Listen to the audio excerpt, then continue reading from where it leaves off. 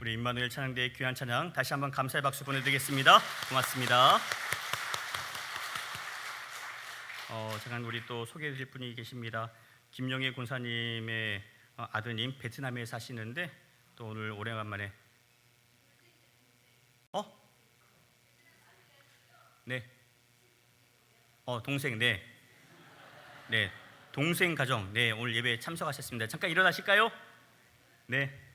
주님의 이름으로 환영합니다. 네, 잘 오셨습니다. 네. 잘 오셨습니다. 네. 오늘 말씀 제목 함께 읽으실까요? 긍휼히 여기는 자는 복이 있나니. 지난 시간 예수님께서 의에 줄이고 목마른 자가 복이 있다, 그들이 배부를 것이다 라고 말씀을 하셨어요. 여러분, 지난 한 주 동안 어떻게 사셨습니까? 내 뜻이 아닌 하나님의 뜻대로 그렇게 사셨습니까? 하나님의 말씀을 구하고 하나님의 뜻대로 살려고 애쓰고 수고할 때 우리의 필요한 것들을 하나님께서 넉넉히 채워주실 줄 믿습니다. 사도 바울이 이러한 원리를 깨닫고서 했던 말이 있어요.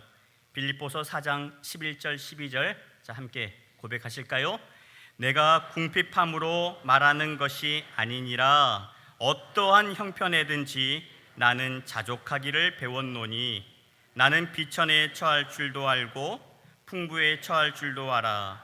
모든 일 곧 배부름과 배고픔과 풍부와 궁핍에도 처할 줄 아는 일체의 비결을 배웠노라. 아멘.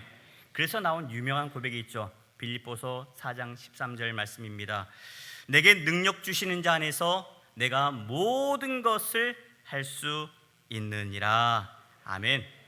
오늘 예배 드리는 저와 여러분 모두가 사도 바울의 고백대로 매 순간 내 뜻이 아니에요, 하나님의 뜻을 묻고 하나님의 뜻대로 살기로 다짐하는 복된 시간 될 수 있기를 축원합니다. 오늘 팔복 5번째 말씀입니다. 긍휼히 여기는 자는 복이 있나니 그들이 긍휼히 여김을 받을 것임이라. 여러분, 긍휼히 여기는 사람이 누구일까요? 불쌍히 여기는 사람이 누가 불쌍히 여기며 살 수 있을까요?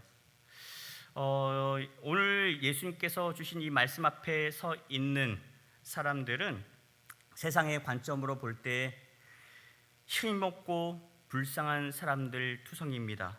세상의 권세와는 거리가 먼 사람들이에요.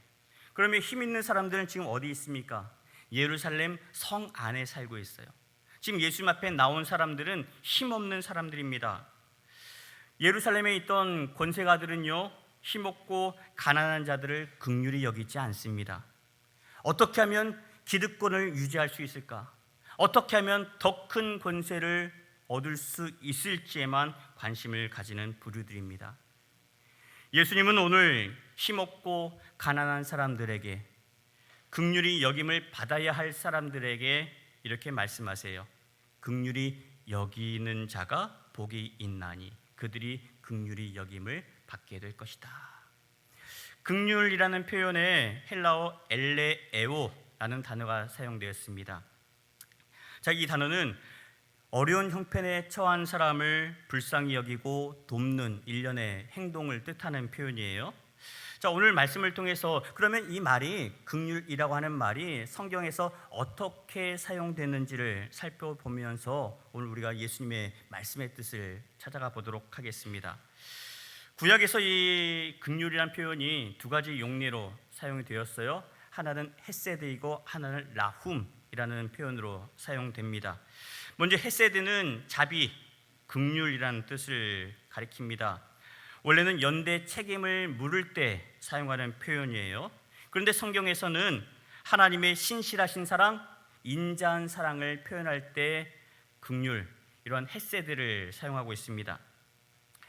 유명한 성경 주석가입니다. 윌리엄 바클레이라는 분이 이 긍휼, 헤세드라는 표현을 이제 찾아보면서 성경 안에, 구약 안에 최소 12번 이상 언약에 관련된 말씀과 더불어서 사용된 것을 확인을 했어요.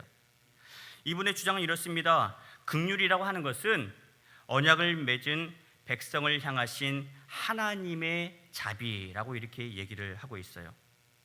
우리는 어떻습니까? 끊임없이 하나님 말씀을 떠나 삽니다. 끊임없이 죄 가운데 살고 있습니다마는 하나님은 자격 없는 우리를 포기하지 않으시고 끝까지 기다리시고 구원하고자 애쓰십니다. 이런 하나님의 사랑, 하나님의 인자하심이 바로 긍휼인 거예요. 탕자 비유가 이러한 모습을 잘 보여주고 있죠. 작은 아들이 아버지에게 유산을 먼저 달라고 뗐습니다. 그래서 유산을 받아가지고 집을 떠나죠. 아버지 없이 돈을 가지고 세상에 나가서 흥청망청 누리며 삽니다. 돈이 다 떨어졌어요. 이제는 거지 신세가 되고 말았습니다. 그 많은 친구들, 그 많은 것들이 다 떠나고 없습니다. 그제서야 다시 아버지가 생각이 났어요. 아버지 품에 있었을 때가 내가 좋았지. 아버지가 그리워집니다. 아버지 사랑이 다시 한번 그리워지는 거예요. 그래서 다시 집으로 돌아가지 않습니까? 나 아버지에게 돌아가리라. 근데 아버지는 어떻게 살아왔습니까? 자식은 아버지 없이 그렇게 자기 뜻대로 자기 마음대로 살았습니다마는 아버지는 그렇게 살지 못했어요. 자식이 집 나간 그때부터 아버지는 마음을 졸이며 살았습니다. 내 자식 어디서 무엇을 하고 있을까? 밥은 제때 챙겨 먹고 있는 건가? 나쁜 길에 빠지면 안 되는데 그렇게 걱정하며 자식이 돌아오기만을 기다렸습니다. 자식이 나간 그날부터 계속해서 아침이면 동구 밖에 나가서 자식을 기다립니다. 그러던 어느 날 자식이 거지 몰골을 하고 집으로 돌아오죠. 저 멀리 거지 행색을 하고 있는 자식을 아버지가 바라봅니다. 아들인지 한눈에 알아본 거죠. 그리고 벗은 발로 뛰어나가서 자식을 와락 끌어안습니다. 너 왜 이렇게 살았니? 묻지 않아요. 고맙다, 고맙다. 살아 돌아와줘서 고맙구나. 다시 돌아와줘서 고맙구나. 그러면서 눈물 흘리며 자식을 위해서 큰 잔치를 벌여줍니다. 이게 자식을 향한 아버지의 사랑이에요. 이게 바로 구약성경에서 말씀하시는 하나님의 헤세드의 사랑입니다. 집 떠난 자식이 돌아오기만을 간구하면서 끊임없이 기다리고 또 기다리는 하나님 아버지의 사랑이 바로 헤세드의 사랑입니다. 긍휼이라는 말이 또 다른 표현으로도 사용됩니다. 라함이라는 그런 히브리어로도 쓰이는데 이것은 어머니의 자궁을 뜻합니다. 자궁은 아기 집이죠. 생명이 잉태하는 곳이고 생명이 자라는 장소입니다. 여인이 자식을 잉태하고 나면 그때부터 여인의 삶의 패턴이 달라집니다. 나를 위해서 살지 않아요. 내 뱃속에 있는 아기를 중심으로 살게 됩니다.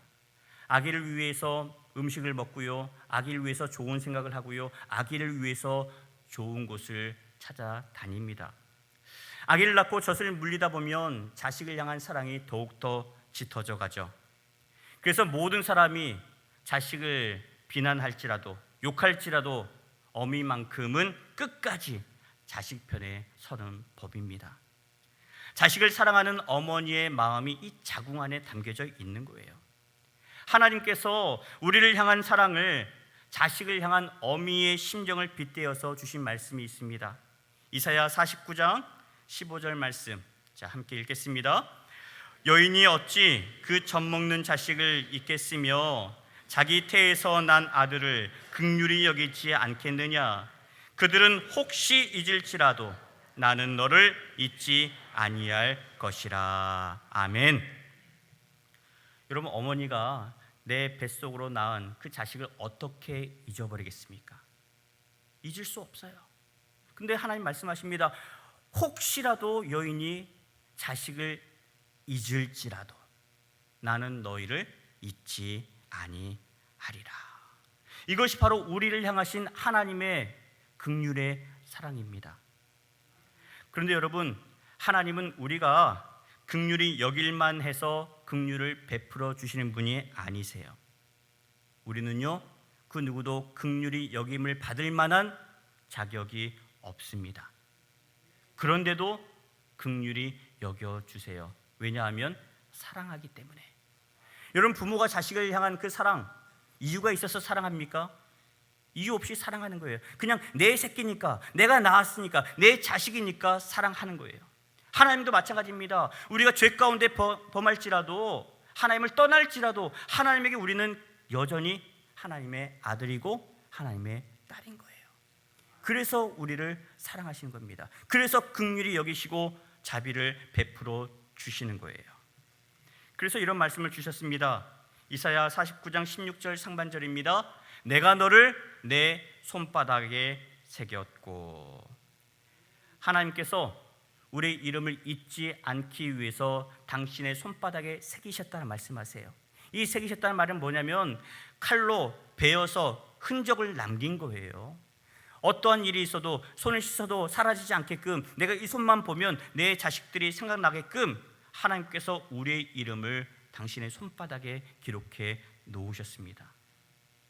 그런데 우리는 어떻습니까?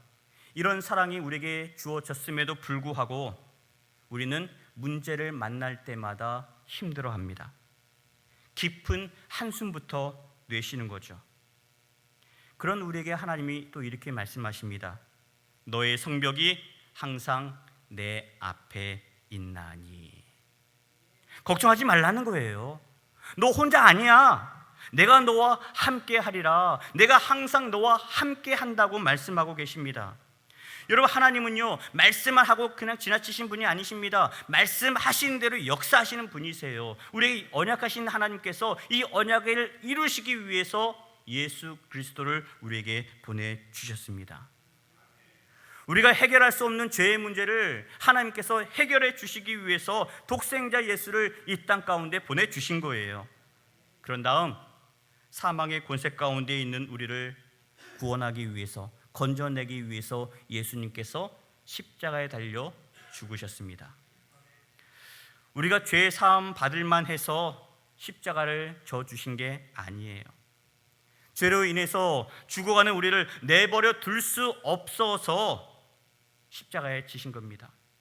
죄 가운데 있는 우리까지도 사랑하시기 때문에, 오늘 말씀을 통해 보자면 우리를 긍휼히 여기시기 때문에 십자가를 지시고 구원해 주셨어요.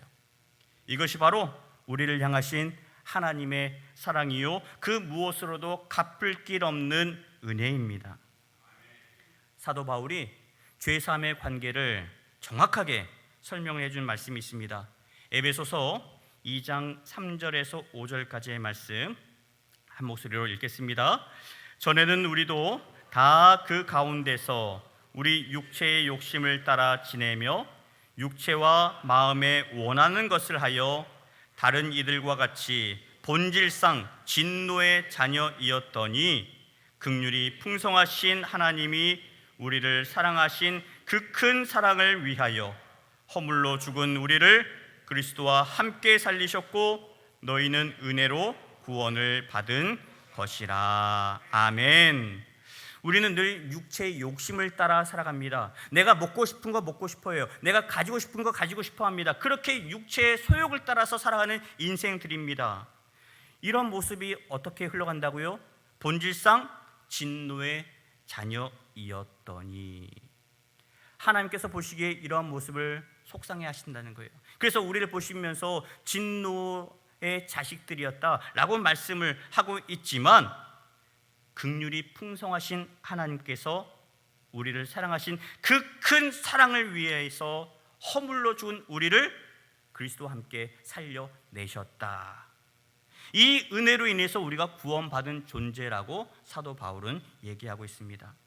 사랑하는 여러분, 우리가 죄사함 받게 된 것은요, 우리의 행위와 공로 때문이 아닙니다.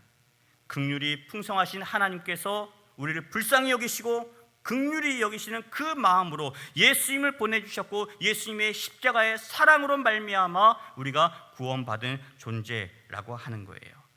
그래서 하나님 앞에 설 수 있는 길이 열렸고요, 구원의 은혜 앞에 예배할 수 있게 된 줄로 믿습니다.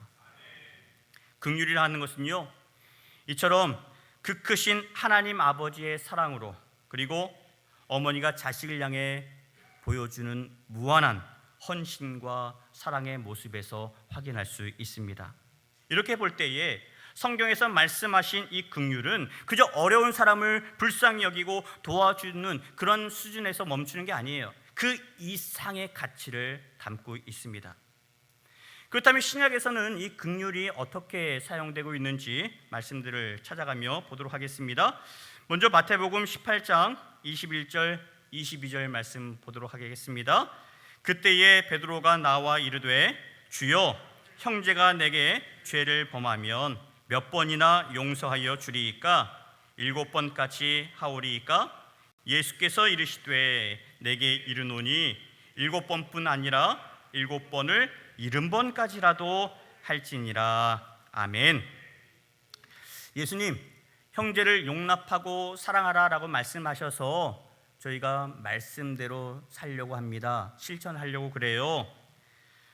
그런데 예수님, 형제를 몇 번까지 용서하면 될까요? 7번 정도면 충분하겠지요? 여러분, 7번도 용서하는 건 쉽지 않은 일입니다.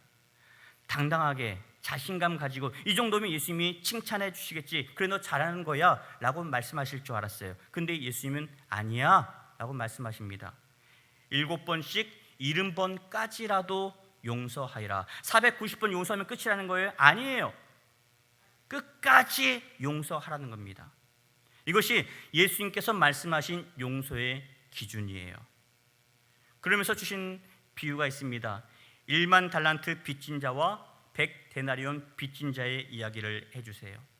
어떤 임금이 1만 달란트 빚진 자를 긍휼히 여기는 마음으로 탕감해 줬어요. 여러분, 얼마나 감사합니까? 내가 갚을 수 없는 돈이에요. 어떻게 해도 내 평생 아무리 노력해도 갚을 수 없는 그런 엄청난 금액입니다. 그런데 이 은혜를 받은 사람이 집에 가더니 무슨 일을 벌이냐면 100데나리온 빚진 자가 있어요. 그 사람을 불러다가 족칩니다. 때려요. 그리고 감옥에 가둡니다. 왜 내 돈 안 갚느냐면서. 자기는 은혜를 받았으면서 은혜 받은 자가 집에 가서 한다는 행동이 100데나리온 빚진 자를 감옥에 가두고 말았습니다. 여러분, 1만 달란트와 100데나리온 감이 잘 오지 않으시죠? 우리 원어와 단위와 달라서 그렇습니다. 1달란트는요 6,000데나리온입니다. 6천만 데나리온 대 100데나리온이에요. 그래도 아직 감이 잘 안 올 겁니다. 여러분, 1데나리온은 얼마냐면 노동자의 하루 품삯이에요. 그러면 하루 그 품삯을 10만 원으로 계산한다고 한다면 100데나리온은 1,000만 원입니다. 그러면 6천만 데나리온은 얼마냐면 6조 원이에요. 6조 원. 이제 감이 오시죠? 예. 예수님이 주신 이 말씀의 비유가 얼마나 큰 가치인지 이제 피부로 와닿을 겁니다. 6조 원을 탕감받았어요. 그 큰 은혜를 받았는데 집에 가서 하는 행동이 뭐라고요? 1,000만 원 빌려준 그 사람에게 내 돈 왜 안 갚느냐면서 그렇게 때리고 감옥에 가두고 말았어요. 임금이 이 얘기를 듣고서 당장 불러옵니다. 괘씸해서 불러온 거죠. 감옥에 가두며 이렇게 얘기를 해요. 마태복음 18장 33절입니다. 내가 너를 불쌍히 여김과 같이 너도 내 동료를 불쌍히 여김이 마땅하지 아니하냐. 여기서 불쌍히 여긴다는 표현이 바로 엘레에오, 긍휼입니다. 임금에게 긍휼히 여김을 받았으니 너도 긍휼히 여기며 살아야 하지 않겠느냐.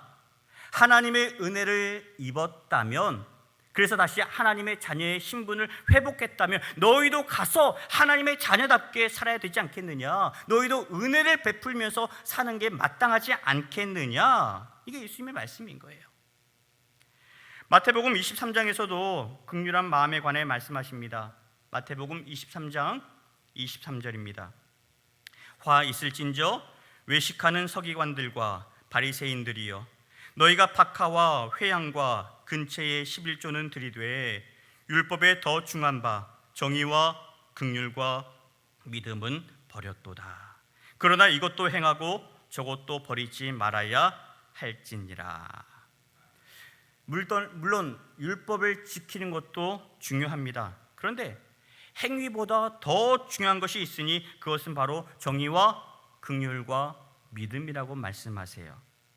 너희가 아무리 율법을 지키며 산다 할지라도 너희 삶 가운데 하나님의 뜻, 정의가 사라지면, 긍휼히 여기는 마음이 사라지면, 믿음이 작동하지 않는다면 그러한 인생은 정처 없이 떠도는 인생이 될 수밖에 없다는 말씀입니다. 말씀 한 군데 더 살펴볼까요? 예수님께서 누가복음 10장에서 선한 사마리아 사람의 이야기를 해주시죠. 어떤 사람이 길을 가다가 강도를 만났어요. 흠씬 두들겨 맞고 모든 것을 다 빼앗기고 길바닥에 내팽개쳐졌습니다. 죽게 생겼어요. 이때 지나가던 사람들이 있었습니다.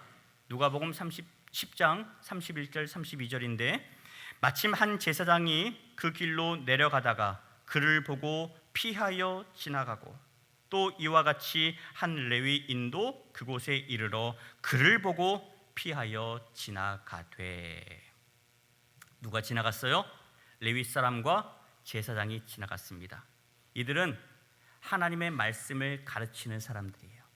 하나님 앞에 예배드리는 예배의 일꾼들입니다. 말씀을 증거하는 사람들인 거예요. 우리 식으로 하면 목사, 장로, 교회 중직자들입니다. 이들이 길가에 쓰러져 있는 사람을 보았어요. 다 죽어갑니다. 숨이 꿀깍꿀깍 넘어가요. 근데 그것을 지켜보고도 그냥 지나쳤습니다. 율법을 가르치는 사람이었지만, 말씀대로 사는 사람이었지만 긍휼을 베풀지 않았던 거죠. 죽어가는 사람은 보았지만 그냥 일부러 피해서 지나갔습니다. 물론 나름의 사정은 있겠죠. 제사 드리러 가야 되기 때문에 몸이 부정해서는 안 됩니다. 피를 만져서는 안 돼요. 율법에 규정이 있습니다. 그런데 예수님 말씀하신 요지는 이거예요. 그 무엇보다 생명보다 귀한 것은 없다는 거예요. 예배를 드린 것이 중요한 게 아니라 생명이 더 중요하다라고 말씀합니다. 물론 예배를 소홀히 하는 게 말씀이 아니에요. 예배 중요합니다. 율법을 지키는 것 중요해요. 그러나 더 중요한 것이 있으니 그것이 바로 생명이라는 말씀입니다. 누가복음 10장 33절 또 다른 사람이 나오죠. 어떤 사마리아 사람은 여행하는 중 거기 이르러 그를 보고 불쌍히 여겨. 여행하던 중이었어요. 갈 길이 바쁜 사람입니다. 근데 죽어가는 사람을 보고 무슨 마음이 들었다고요? 불쌍히 여기는 마음이 들었어요. 예수님이 말씀하고자 하시는 바가 이겁니다. 불쌍히 여겨, 불쌍히 여겨. 이게 바로 긍휼의 마음이에요. 긍휼한 마음을 가지고 살아야 한다. 긍휼한 마음을 가지고 바라보아야 되고 긍휼한 마음으로 다가가서 도와주어라 라고 말씀하시는 거예요. 누구처럼이요? 하나님처럼. 요한복음 3장 16절 말씀 함께 고백해 보실까요? 하나님이 세상을 이처럼 사랑하사 독생자를 주셨으니 이는 그를 믿는 자마다 멸망하지 않고 영생을 얻게 하려 하심이라. 아멘. 하나님이 세상을 이렇게 사랑하셨어요. 그래서 독생자 예수님을 보내주셨습니다. 왜요? 예수 믿는 자마다 멸망치 않고 구원을 받게 하기 위해서. 하나님이 먼저 우리를 긍휼히 여겨주셨습니다. 긍휼히 여기시기 때문에, 사랑하는 마음으로 바라보시기 때문에 죄 가운데 있는 우리를 보고 내버려 둘 수 없는 거예요. 그래서 예수님을 보내주셨죠. 이 땅에 오신 예수님, 예수님의 사역 가운데 늘 긍휼한 마음이 떠나지 않았습니다. 예수님 몸이 아파서 당신에게 찾아온 사람들 항상 긍휼히 여기셨어요. 바쁘다는 핑계로 되지 않으셨습니다. 찾아가서 그들을 만나 주셨어요. 위로해 주셨어요. 고쳐 주셨어요. 귀신 들린 사람 예수님 그냥 지나치지 않으셨습니다. 긍휼히 여기시며 귀신을 쫓아 주셨습니다. 외로움에 눈물 짓던 사람들 긍휼히 여기셨습니다. 그 누구도 관심을 갖지 않았던 사람들이 있었죠. 고아와 과부와 나그네와 외국인 노동자들. 이들을 예수님께서 긍휼히 여기셨습니다. 저도 이 마음 가지고 사역하고 싶어요. 예수님의 마음처럼 우리 모든 성도들 긍휼히 여기는 마음을 하나님 허락하여 주옵소서. 개인의 욕심 가지고 사역하는 것이 아니라, 세상의 욕심 가지고 사역하는 것이 아니라, 성공을 위해서 사역하는 것이 아니라 예수님이 보여주셨던 것처럼 긍휼히 여기는 마음 가지고 섬기게 하여 주옵소서. 한 성도 한 성도를 긍휼히 여기는 마음으로 찾아가게 해주시고 그 영을 위해서 함께 울게 해주시고 부르짖게 해주시고 그와 함께 믿음으로 달려가게 해 주옵소서. 여러분, 저만 가져야 될 마음이 아닙니다. 여러분도 이 마음 가지고 살아가셔야 되는 거예요. 예수님, 긍휼히 여기는 마음을 주옵소서. 긍휼히 여기는 마음을 가지고 아파하는 사람들을 바라보게 해주시고 그를 위해서 눈물 짓게 해주시고 그를 위해서 기도하게 해주시고 그와 함께 손잡고 하나님의 나라를 아름답게 펼쳐가게 하여 주옵소서. 여러분, 이 긍휼이 여긴 마음 가지고 살아갈 수 있기를 축원합니다. 한 번은 바리새인이 예수님께서 마태의 집에서 세례들과 식사하는 모습을 보고서 질문을 합니다. 왜 죄인들과 어울리는 겁니까? 왜 죄인들과 식사를 하십니까? 예수님이 말씀하세요. 건강한 자에겐 의사가 필요 없고 병든 자에게라야 의사가 필요하다. 그리고 이 말씀을 주세요. 마태복음 9장 13절입니다. 너희는 가서 내가 긍휼을 원하고 제사를 원하지 아니하노라 하신 뜻이 무엇인지 배우라. 나는 의인을 부르러 온 것이 아니요 죄인을 부르러 왔노라 하시니라. 아멘. 우리가 믿음 생활 달려가고 믿음의 여정을 달려간 다음에 주님 앞에 섰을 때 예수님께서 이렇게 물어보실 것 같아요. 나는 너희를 위해서 죽기까지 사랑하고 긍휼히 여겼는데 너희는 세상에 살면서 얼마나 긍휼한 마음을 가지고 살았니? 형제의 실수를 얼만큼 용서해 주었니? 용서를 구하는 자를 외면하지는 않았니? 아파하는 자들과 함께 아파하고 위로하고 함께 울어 주었느냐라고 물으실 겁니다. 여러분, 긍휼히 여기며 사는 삶 쉽지 않습니다. 예수님, 왜 우리만 용서해야 합니까? 왜 우리만 손해봐야 합니까? 오른뺨을 맞으면 왼뺨도 내어주라고요? 예수님, 언제까지 그렇게 살아야 합니까?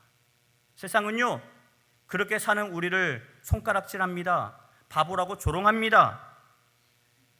예수님께서 그런 우리에게 이렇게 말씀하실 거예요. 용서하며 사는 것 쉽지 않지? 그럴 거야. 그때마다 하늘을 바라보지 않을래? 나도 하나님께서 주시는 마음으로 십자가를 졌단다. 내가 죽어야 너희를 살릴 수 있기 때문에, 너희를 사랑하기 때문에 십자가를 진 거야. 그러니 너희도 힘들 때마다 하늘을 바라보지 않을래? 괴로울 때마다 말씀 의지하지 않을래? 나와 함께 동행하지 않을래? 십자가를 바라보지 않을래? 나를 기억하고 말씀 읽고 찬양하고 기도하면 용기가 날 거야. 사랑하는 여러분, 예수님께서 말씀하십니다. 긍휼히 여기는 자가 복이 있나니 그들이 긍휼히 여김을 받으리라. 여러분, 긍휼히 여김의 복을 받으셨습니까? 우리는 모두 긍휼히 여김을 받는 복을 이미 받은 존재입니다.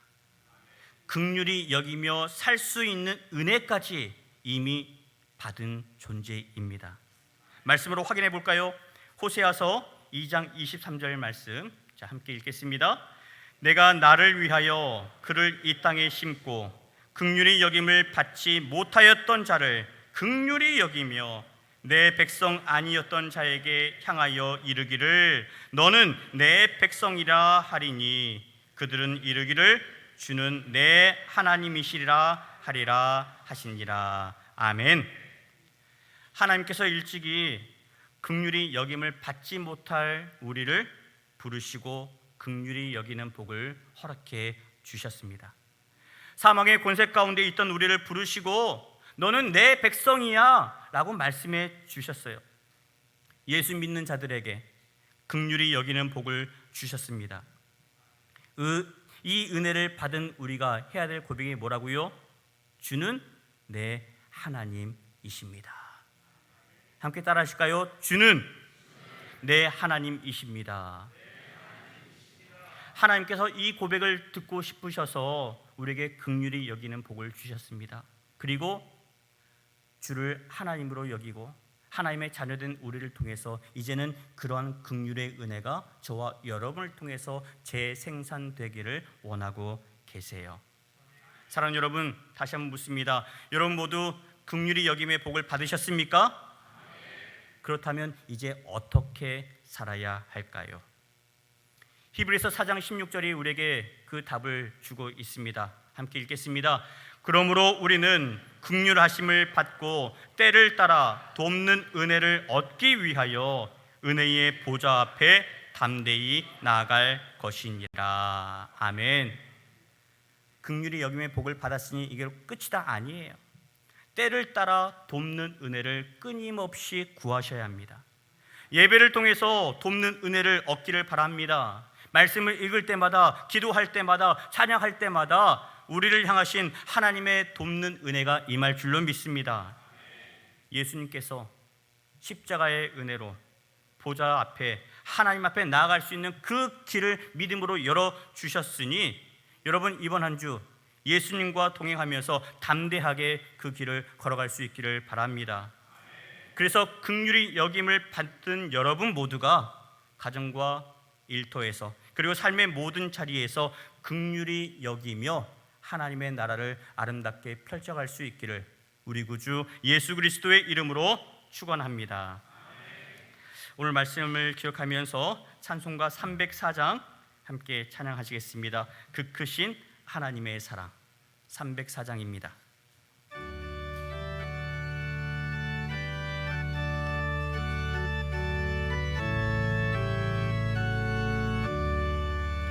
그 크신 하나님의 사랑 말로 다 형용 못하네.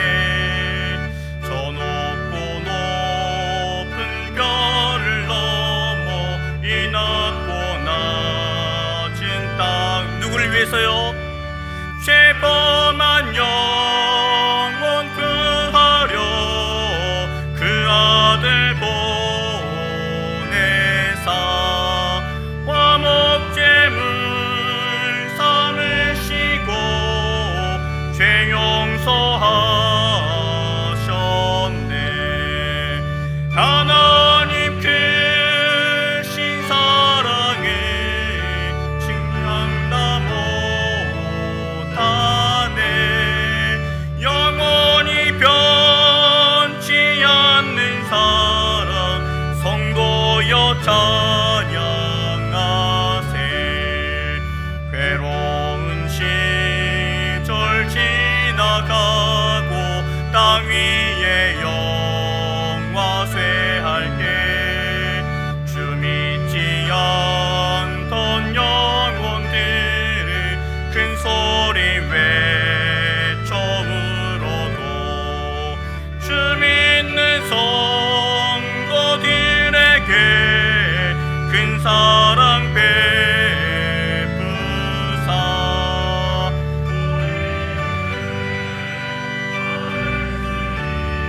은혜 잊을까.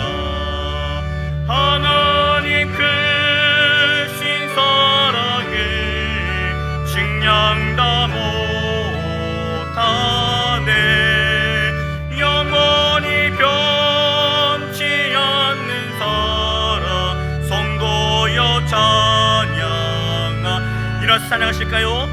하늘을 두루마리 삼고 바다를 먹물 삼아도 한없는 하나님의 사랑 가기로 갈 수 없겠네. 하나님의 크신 사랑 그 어찌 닿았을까. 저 하늘 높이 쌓아도 채우지 못하리.